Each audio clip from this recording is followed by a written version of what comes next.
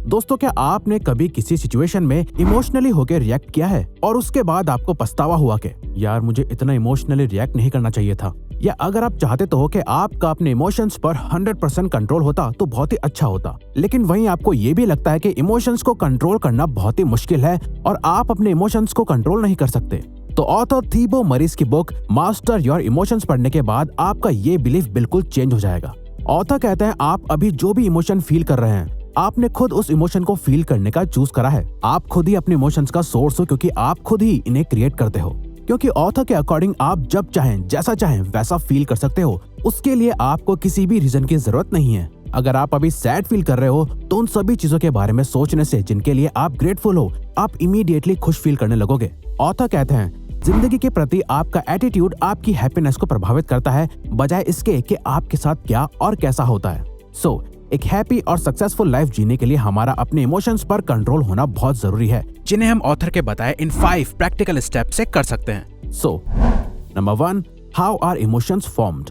अगर आप किसी भी रिजल्ट को चेंज करना चाहते हो तो उसके लिए आपको उसके प्रोसेस को चेंज करना बहुत जरूरी है, क्योंकि ऑथर कहते हैं आपका रिजल्ट पे कोई कंट्रोल नहीं है, आप सिर्फ प्रोसेस को कंट्रोल कर सकते हो। अगर आप चाहते हो कि आपके एग्जाम्स में अच्छा रिजल्ट आए तो आपको अपने स्टडी पैटर्न को चेंज करना होगा, और उसे चेंज करने के लिए आपको अपने करंट स्टडी पैटर्न को एनालाइज करना होगा। सिमिलरली, अगर आप अपने इमोशंस को चेंज करना चाहते हो तो आपको ये जानना बहुत जरूरी है कि इमोशंस बनते कैसे हैं। ऑथर हमें एक सिंपल फॉर्मूला बताते हैं जिससे हमारे सभी इमोशंस फॉर्म होते हैं, जो कहता है interpretation plus identification plus repetition is equal to strong emotion. Interpretation में आप अपनी लाइफ के किसी इवेंट या अपने पास्ट में हुई किसी ट्रेजेडी के बेसिस से एक सिचुएशन को देखते हो। नेक्स्ट, आइडेंटिफिकेशन में वो थॉट एक फीलिंग को ट्रिगर करता है जिसे आप खुद से कनेक्ट कर लेते हो। नेक्स्ट, रेपिटेशन में आप उस थॉट को बार बार अपने माइंड में प्ले करते रहते हो, जो सब कुछ मिलाकर एक ऐसा स्ट्रॉन्ग इमोशन क्रिएट करता है जो आपकी लाइफ का एक पार्ट बन जाता है। इसीलिए जब आप खुद को किसी सिमिलर सिचुएशन में पाते हो, वो सारे थॉट्स और फीलिंग्स आपके ब्रेन में ट्रिगर हो जाते हैं और आप एक सर्टेन इमोशन को फील करने लगते हो। नाउ, इन सब की शुरुआत होती है कि आप किसी भी सिचुएशन को किस नजरिए से देखते हो। इस साइकिल को ब्रेक करने के लिए ऑथर कहते हैं हमें एक पॉजिटिव आउटलुक के साथ उस सिमिलर सिचुएशन को देखना शुरू करना चाहिए। फॉर एग्जाम्पल, मान लो आप बहुत टाइम और मेहनत से एक प्रोजेक्ट पर काम कर रहे थे और जब आपने उस प्रोजेक्ट को अपने बॉस के सामने प्रेजेंट करा तो आपको बहुत क्रिटिसाइज करा गया, सबके सामने आपकी बहुत इंसल्ट करी गई, जिसकी वजह से आपको बहुत बुरा फील हुआ और आपका सेल्फ कॉन्फिडेंस लो हो गया। अब जब भी आपको अपने बॉस का कोई काम करना होता है तो वो रिजेक्शन और क्रिटिसिज्म का डर आप पर हावी हो जाता है, जो आपके काम को और खराब करता है, जिसे चेंज करने के लिए आपको उस काम को एक पॉजिटिव व्यू से देखना शुरू करना होगा।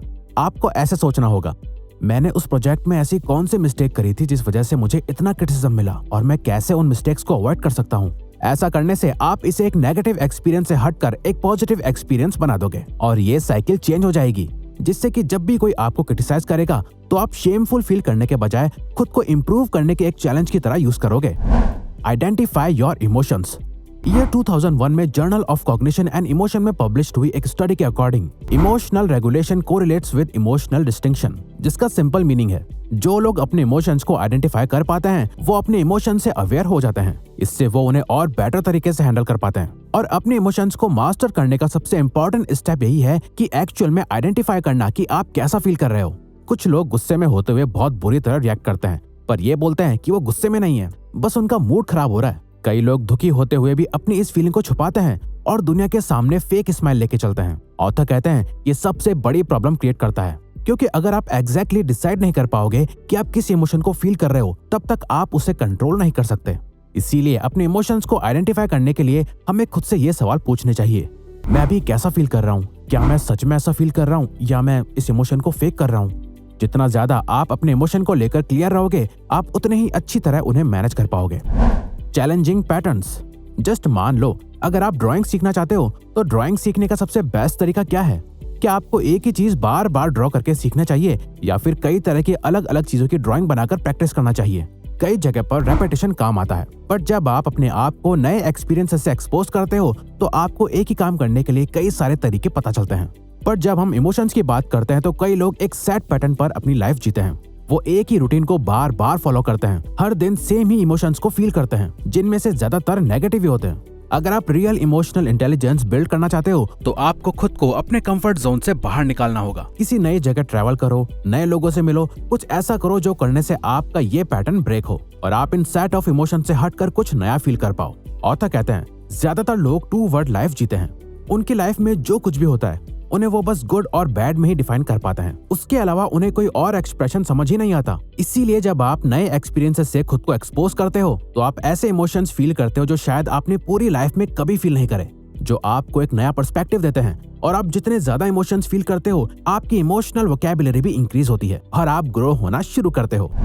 पॉजिटिव रुमिनेशन, एक सिंगल नेगेटिव इवेंट आपके पूरे हफ्ते के पॉजिटिव काम को खराब कर सकता है। जैसे ही हमारे साथ कुछ बुरा होता है हम एकदम से किसी गिल्ट और एम्बैरेसमेंट के इमोशन में ट्रैप होकर रह जाते हैं, जिसके बाद अगर हम कुछ पॉजिटिव काम करने जाते हैं तो वो नेगेटिवली हर चीज को अफेक्ट करने लगता है।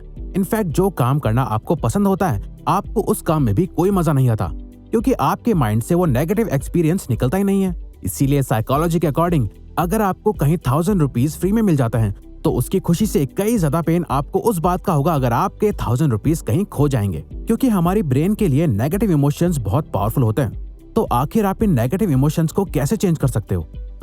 2003 की एक स्टडी में पार्टिसिपेंट्स के 2 ग्रुप को अपने बिहेवियर्स और एक्सपीरियंसेस का डेली रिकॉर्ड मेंटेन करने को कहा गया। एक ग्रुप ने अपनी लाइफ के सभी पॉजिटिव एस्पेक्ट्स को नोट करा, वहीं दूसरे ग्रुप ने अपने सारे नेगेटिव एक्सपीरियंसेस को डेली नोट डाउन करा।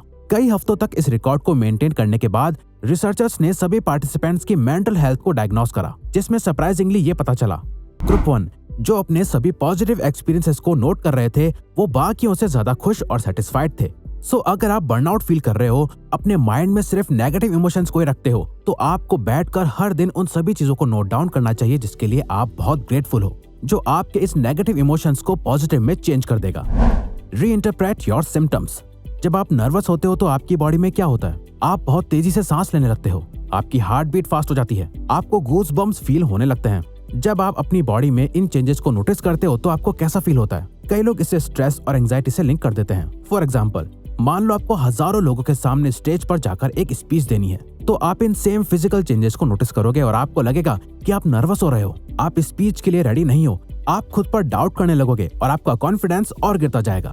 आप इन सभी सिम्टम्स को एंजाइटी समझ रहे हो, पर रियलिटी में आपकी बॉडी एंजाइटी में नहीं है, बल्कि आप बहुत ज्यादा एक्साइटेड हो।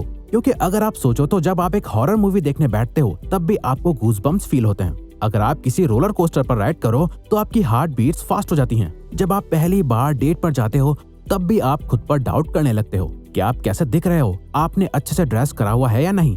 और ये सभी फीलिंग्स उस टाइम आपके लिए पॉजिटिव होती हैं, और यही सेम फीलिंग आपको किसी एग्जाम देने से पहले भी होती है, जिसे आप नेगेटिव बना देते हो। ऑथर कहते हैं हमारे फिजिकल सिम्टम्स ना ही पॉजिटिव होते हैं ना नेगेटिव, बल्कि हम इनके बारे में जैसा सोचते हैं हम उसी तरह के इमोशंस फील करने लगते हैं। अगर आप स्टेज पे स्पीच देने से पहले इन फिजिकल सिम्टम्स को फील करते हो और आप खुद को नर्वस का टैग देने के बजाय ये बोलो कि आप इस स्पीच को लेकर बहुत एक्साइटेड हो, तो इमीडिएटली आपका माइंड सेट चेंज हो जाएगा, आप अच्छा फील करने लगोगे और आपका कॉन्फिडेंस भी इंक्रीज हो जाएगा। तो अगर आपको ये वीडियो अच्छी लगी तो वीडियो को लाइक और सब्सक्राइब बटन पे क्लिक करके इस चैनल को ग्रो करने में सपोर्ट करो और बेल नोटिफिकेशन ऑन कर लीजिएगा ताकि आप आने वाली वीडियोस मिस ना कर पाओ। Thank you for watching.